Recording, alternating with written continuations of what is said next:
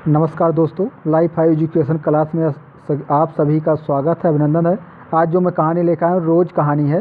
ये इसके कहानीकार हैं आगे जी। रोज़ या गिरगिन के नाम से कहानी फेमस है हमारे हिंदी साहित्य में।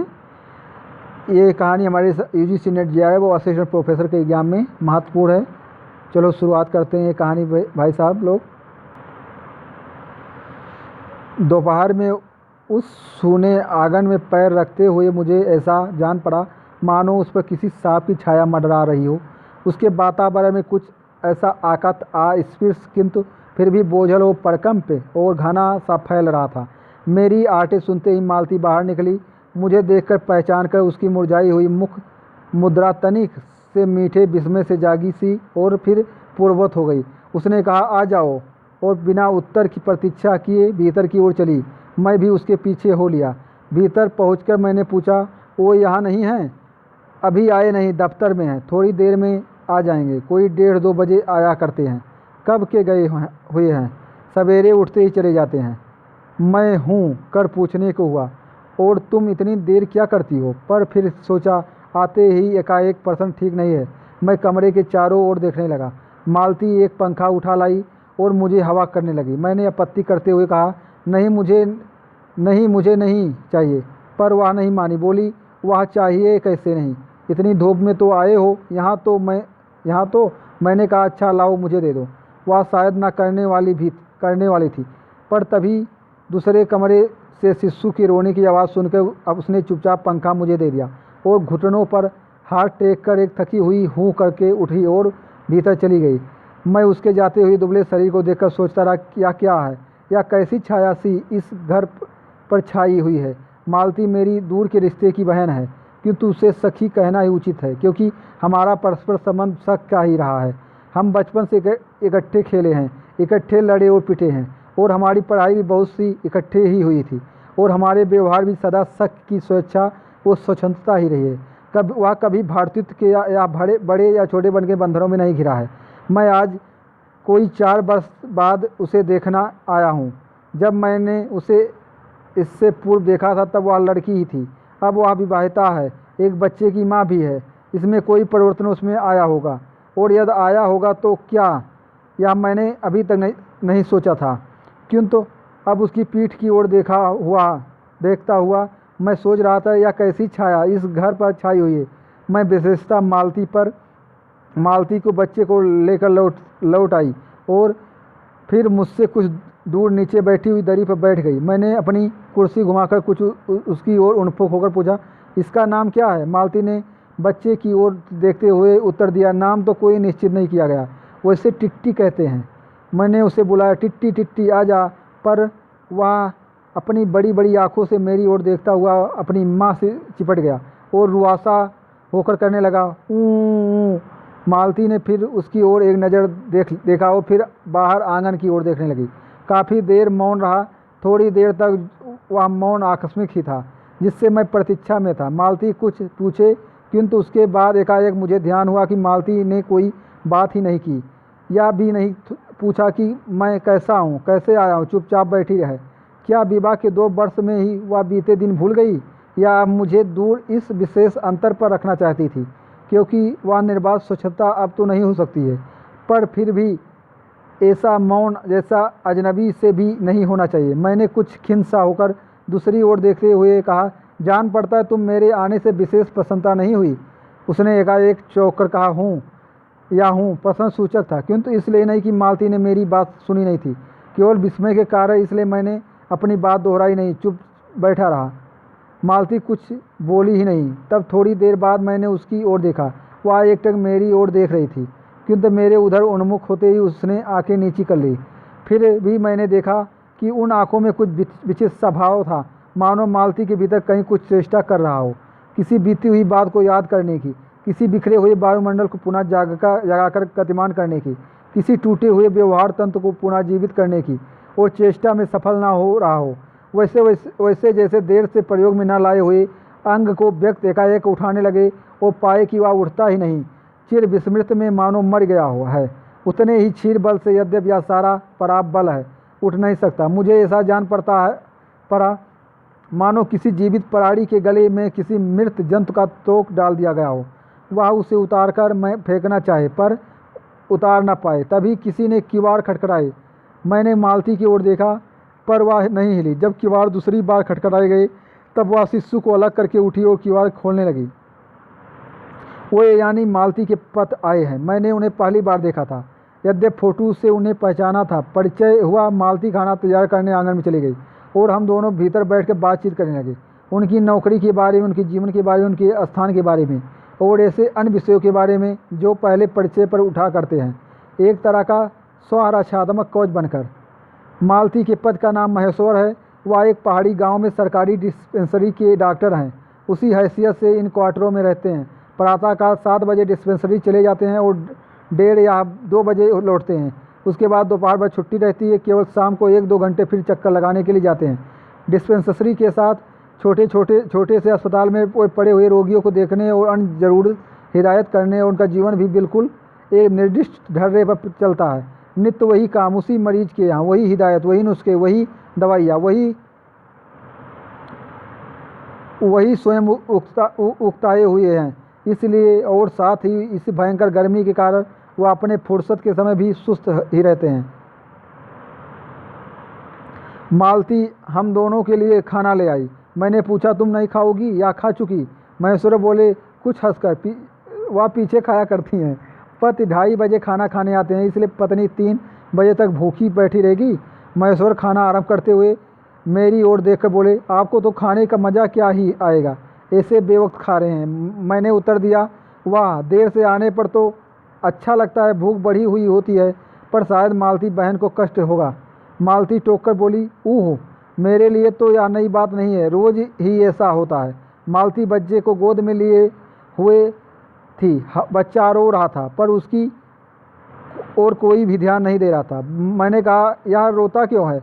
मालती बोली, हो ही गया है चिड़चिड़ा सा, हमेशा ही रहता है ऐसा।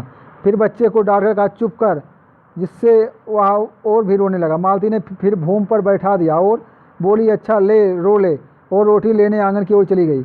जब हमने भोजन समाप्त किया तब 3 बजने वाले थे। महेश्वर ने बताया कि उन्हें आज जल्दी अस्पताल जाना है।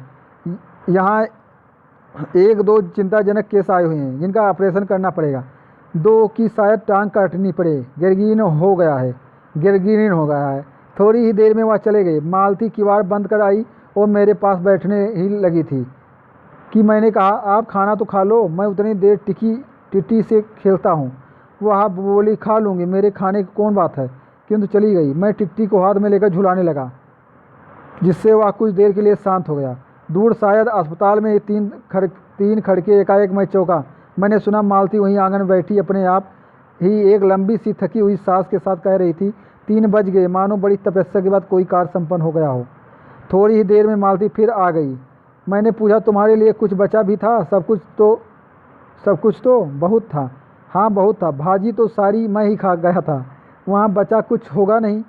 यो नहीं, रोब तो न जमाओ कि बहुत था, मैंने हंसकर कहा। मालती मानो किसी और विषय की बात कहती हुई बोली, या सब्जी वब्जी तो कुछ होती ही नहीं है, कोई आता जाता है तो नीचे से मंगा लेते हैं। मुझे आए 15 दिन हुए हैं। जो सब्जी साथ लाए थे वही अभी बढ़ती जा रही है। मैंने पूछा, नौकर कोई नहीं है? कोई ठीक मिला नहीं, शायद 1-2 दिन में हो गए। बर्तन भी तुम्हें मांजती होती हो। और कौन? कहकर मालती क्षण भर आंगन में जाकर लौट आई। मैंने पूछा, कहाँ गई थी? आज पानी ही नहीं, बर्तन कैसे मांजेंगे? क्यों पानी को क्या हुआ? रोज़ ही होता है, कभी वक्त पर तो आता नहीं। आज शाम को 7 बजे आएगा, तब बर्तन मांजेंगे। चलो, तुम्हें 7 बजे तक छुट्टी हुई। कहते हुए मैं मन ही मन सोचने लगा, अब इसे रात के 11 बजे तक काम करना पड़ेगा। छुट्टी का क्या खाक हुई? यही उसने कहा। मेरे पास कोई उत्तर नहीं था, पर मेरी सहायता टिट्टी ने की। एकाएक फिर रोने लगा और मालती के पास जाने की चेष्टा करने लगा। मैंने उसे दे दिया। थोड़ी देर फिर मौन रहा। मैंने अपनी जेब से अपनी नोटबुक निकाली और पिछले दिनों के लिए लिखे हुए नोट देखने लगा। तब मालती को याद आया कि उसने मेरे आने के कारण तो पूछा नहीं, और बोली, यहाँ आए कैसे? मैंने कहा ही तो। अच्छा, अब याद आया, तुमसे मिलने आया था। और क्या करने? तो 2-1 दिन रहोगे ना? नहीं, कल चला जाऊंगा, ज़रूरी जाना है। मालती कुछ नहीं बोली और बहुत खिन्न सी हो गई। मैं फिर नोटबुक की तरफ देखने लगा। थोड़ी देर बाद मुझे भी ध्यान हुआ। मैं आया तो हूँ मालती से मिलने, क्योंकि यहाँ वह बात करने को बैठी है और मैं पढ़ रहा हूँ, पर बात भी क्या की जाए। मुझे ऐसा लग रहा था कि इस घर पर जो छाया गिरी हुई है वह अज्ञात रहकर भी मानो मुझे भी बस में कर रही है। मैं भी वैसा ही नीरस निर्जीव सा हो रहा हूँ, जैसे जैसे या घर जैसी मालती। मैंने पूछा, तुम कुछ पढ़ती लिखती नहीं हो? तुम कुछ पढ़ती लिखती नहीं? मैं चारों ओर देखने लगा कि कहीं किताबें दिख पड़े। यहाँ कहकर मालती थोड़ा सा हंस दी। वह हंसी कह रही थी कि यहाँ पढ़ने को है क्या? मैंने कहा, अच्छा, मैं वापस जाकर ज़रूर कुछ पुस्तक भेजूंगा। और वार्तालाप फिर समाप्त हो गया। थोड़ी देर बाद मालती ने फिर पूछा, आए कैसे हो लाड़ी में? पैदल? इतनी दूर बड़ी हिम्मत की है, आखिर तुमसे मिलने आया हूँ। ऐसे ही आए हो? नहीं, कुली पीछे आ रहा है सामान लेकर। मैंने सोचा बिस्तरा ले ही चलूँ। अच्छा किया, यहाँ तो बस कहकर मालती चुप रही। फिर बोली, तब तुम थके होंगे, लेट जाओ। नहीं, बिल्कुल नहीं थका हूँ। रहने भी दो, थके नहीं, भला थके हैं। और तुम क्या करोगी? मैं बर्तन मांज रखती हूँ, पानी आएगा तो धुल जाएगी। मैंने कहा, वाह, क्यों की? और कोई बात मुझे सूझी नहीं। थोड़ी देर में मालती उठी और चली गई टिट्टी को साथ लेकर। तब मैं भी लेट गया और छत की ओर देखने लगा। मेरे विचारों के साथ आंगन से आती हुई बर्तनों के घिसने की खंड खंड ध्वनि मिलकर एक विचित्र एक स्वर उत्पन्न करने लगी, जिसके कारण मेरे अंग धीरे धीरे ढीले पड़ने लगे और मैं ऊँघने लगा। एकाएक वह एक स्वर टूट गया, मौन हो गया, जिससे मेरी तंद्रा भी टूटी और मैं उस मौन में सुनने लगा। चार खड़क रहे थे और इसी का पहला घंटा सुनकर मालती रुक गई। और वहीं 3 बजे वाली बात मैंने फिर देखी। अब की बार उग्र रूप में मैंने सुना मालती एक बिल्कुल अनैच्छिक, अनुभूतिहीन, नीरस, यंत्रवत, वह भी थकी हुए यंत्र के से स्वर में कह रही थी, 4 बज गए, मानो इस अनैच्छिक समय को गिनने में ही उसका मशीन तुल्य जीवन बीतता हो। वैसे वैसे जैसे मोटर की स्पीडोमीटर यंत्रवत फासला नापता जाता है और यंत्रवत विश्रांत स्वर में कहता है कि किससे कि मैंने अपनी अमित शून्य पथ का इतना अंश तय कर लिया। ना जाने कब कैसे मुझे नींद आ गई। तब 6 कभी के बज चुके थे जब किसी के आने की आहट से मेरी नींद खुली और मैंने देखा कि महेश्वर लौट आए हैं और उनके साथ ही बिस्तर लिए और मेरा कुली। मैं मुंह धोने के पानी मांगने को ही था कि मुझे याद आया कि पानी नहीं होगा। मैंने हाथों से मुंह पोंछते पोंछते महेश्वर से पूछा, आपने बड़ी देर की? उन्हें किंचित गलान भरे स्वर में कहा, हाँ, आज वह गिरगिन का ऑपरेशन करना ही पड़ा। एक कर आया हूँ, दूसरे को एम्बुलेंस में बड़े अस्पताल में भिजवा दिया हूँ। मैंने पूछा, गिरगिन कैसे हो गया है? एक कांटा चुभा था, उसी से हो गया है। बड़े लापरवाह लोग होते हैं यहाँ के। मैंने पूछा, यहाँ आपको केस अच्छे मिल जाते हैं? आय के लिहाज से नहीं, डॉक्टरी के अभ्यास के लिए। बोले, हाँ, मिल ही जाती। यहाँ गिरगिन हर दूसरे चौथे दिन एक केस आ जाता है, नीचे बड़े अस्पतालों में भी। मालती आंगन से ही सुन रही थी, अब आ गई। बोली, हाँ, केस बनाते देर क्या लगती है? कांटा चुभा था, इस पर टांग काटनी पड़े, या भी कोई डॉक्टरी है? हर दूसरे दिन किसी को टांग किसी को बाँह काट आते हैं, इसी का नाम है अच्छा अभ्यास। महेश्वर हंसे और बोले, ना काटे तो उसकी जान गंवाएं? हाँ, पहले तो दुनिया में कांटे ही नहीं होते होंगे, आज तक तो सुना नहीं था कि कांटों की चुभने से मर जाते हैं। महेश्वर ने उत्तर दिया, मुस्कुरा दिया। मालती मेरी और देखकर बोली, ऐसे ही होते हैं डॉक्टर, सरकारी अस्पताल हैं ना क्या परवाह है। मैं तो रोज़ ही ऐसी बातें सुनती हूँ। अब कोई मर मुर जाए तो ख्याल ही नहीं होता है। पहले तो रात भर नींद नहीं आया करती है। तभी आंगन में खुले हुए नल ने कहा टिप टिप टिप टिप टिप टिप। मालती ने कहा, पानी हो, और उठकर चली गई। खनखनाहट से हमने जाना बर्तन धोए जाने लगे। टिट्टी महेश्वर की टांगों के सहारे खड़ा मेरी ओर देख रहा था। अब एकाएक उन्हें छोड़कर मालती की ओर खिसकता हुआ चला। महेश्वर ने कहा, उधर मत जा, और उसे गोद में उठा लिया और वह मचलने और चिल्लाकर रोने लगा। महेश्वर बोले, अब रो रो कर सो जाएगा, तभी घर में चैन होगी। मैंने पूछा, आप लोग भीतर ही सोते हैं? गर्मी तो बहुत होती है। होने को तो मच्छर भी बहुत होते हैं, पर यह लोहे के पलंग उठाकर बाहर कौन ले जाए? अब के नीचे जाएंगे तो चरपाइया ले जाएंगे। फिर कुछ रुक कर बोले, आज तो बाहर ही सोएंगे। आपके आने का इतना लाभ ही होगा। टिट्टी अभी तक रोता ही जा रहा था। महेश्वर ने उसे एक पलंग पर बिठा दिया। वो पलंग बाहर खींचने लगे। मैंने कहा मैं मदद करता हूँ और दूसरी ओर से पलंग उठाकर निकलवा दे। अब हम तीनों, महेश्वर, टिट्टी और मैं, दोनों दो पलंगों पर बैठ गए और वार्तालाप के लिए उपयुक्त विषय न पाकर उस कमी को छिपाने के लिए टिट्टी से कहने लगे। बाहर आकर वह कुछ चुप हो गया था, किंतु बीच बीच में जैसे एकाएक कोई भूला हुआ कर्तव्य याद करके रो उठता था या फिर एकदम चुप हो जाता था। और कभी कभी हम हंस पड़ते थे। महेश्वर उसके बारे में कुछ बात कह देते थे। मालती बर्तन धो चुकी थी। जब वह उन्हें लेकर आंगन के एक और रसोई की छप्पर की ओर चली, तब महेश्वर ने कहा, थोड़े से आम लाया हूँ, वह भी धो लेना। कहा है, अंगीठी पर रखे हैं, कागज़ में लिपटे हुए। मालती ने भीतर जाकर आम उठाए और अपने आंचल में डाल लिए।